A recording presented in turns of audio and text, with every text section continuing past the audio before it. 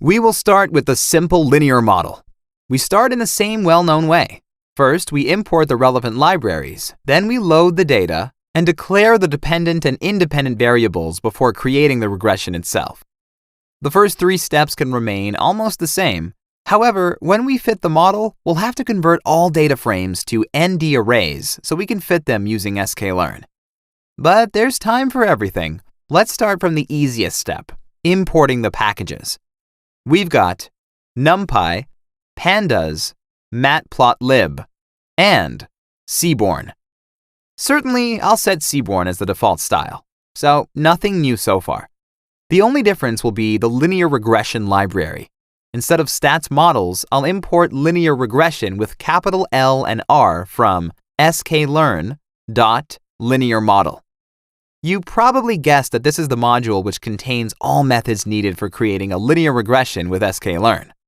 Okay, what about loading the data? pd_read_csv. Same old, same old.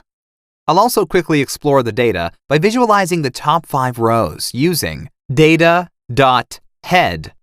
Great! Now we can start creating the actual regression. Since we are predicting college GPA using the SAT score, the latter will be our input variable, or feature. By the way, because we are employing sklearn, I'll start using the machine learning jargon bit by bit. Since the word variable has several meanings, we can use the word feature instead. We are predicting GPA using a single feature, the SAT score. Using the old code, x equals the SAT series from data. Similarly, our targets will be contained in y, and will equal data GPA. So our x is called input or feature, while y is called output or target. Let me elaborate. Generally, there are 3 types of machine learning: supervised, unsupervised, and reinforcement. We will talk about this a lot later on. For now, it is important to know that we've only seen supervised learning. In supervised learning, we've got inputs and targets. The inputs are the features we use to predict an outcome. In our case, the SAT score. The targets are the correct values we are aiming for. In our case, the GPA. Usually, the targets are historical values that correspond to a given SAT score. In fact, our machine learning algorithm will find the optimal coefficients of a linear regression model that, when given an SAT score, best predict the GPA of a student. All right, after this clarification, time to get back to the example. I'll quickly check the shapes of our inputs and targets. They are both vectors of length 84. All right, we can proceed to feeding them to our algorithm. sklearn takes full advantage of the object-oriented capabilities of Python and works a lot with very well-written classes. More often than not, we would need to create an object or an instance of the given class. In this case, let reg be equal to linear regression parentheses.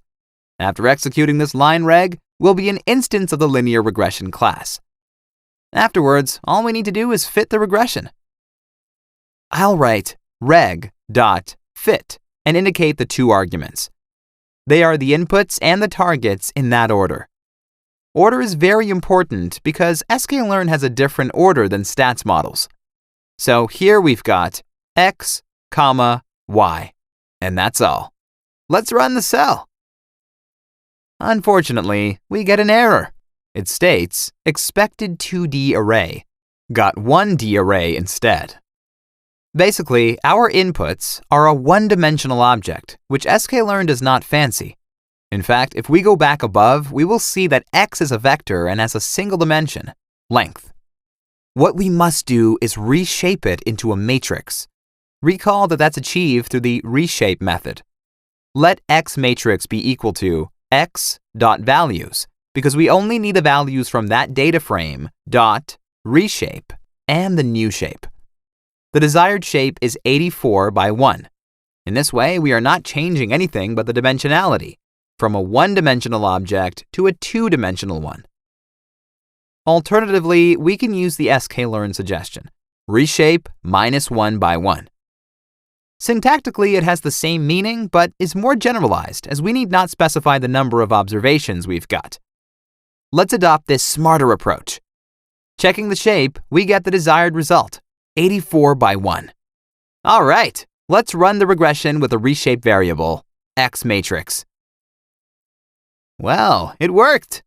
Note that this is an issue only for a simple linear regression. If we had more than one feature, we would not have this complication.